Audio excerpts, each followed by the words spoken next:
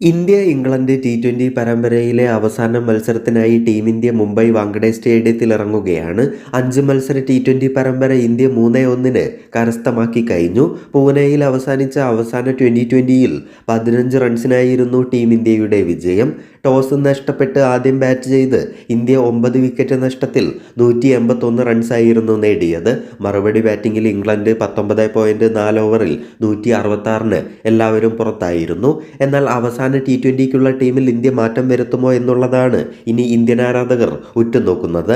മോശം ഫോമിൽ കളിക്കുന്ന ഓപ്പണർ സഞ്ജു സാംസൺ, മധ്യനിര ബാറ്റർ സൂര്യകുമാർ യാദവ് എന്നിവരുടെ കാര്യത്തിലാണ് ഇന്ത്യൻ ആരാധകർക്ക് ആശങ്ക.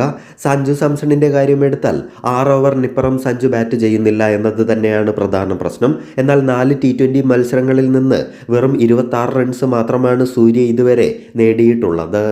സൂര്യ ആദ്യ 2020-ൽ ഡക്കായി പുറത്തായിരുന്നു. രണ്ടാം മത്സരത്തിൽ 12 റൺസും 3-ാം മത്സരത്തിൽ 14 റൺസിനും പുറത്തായി. 4-ാം മത്സരത്തിൽ വീണ്ടും ഡക്കായി.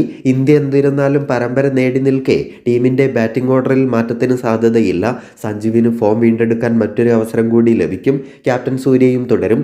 ഓപ്പണർമാർ അഭിഷേക് ശർമ്മയും സഞ്ജുവും ഓപ്പണറായി തന്നെ കളിക്കും. മൂന്നാമനായി ക്യാപ്റ്റൻ സൂര്യകുമാർ യാദവ് അല്ലെങ്കിൽ തിലക് വർമ്മ എത്തും.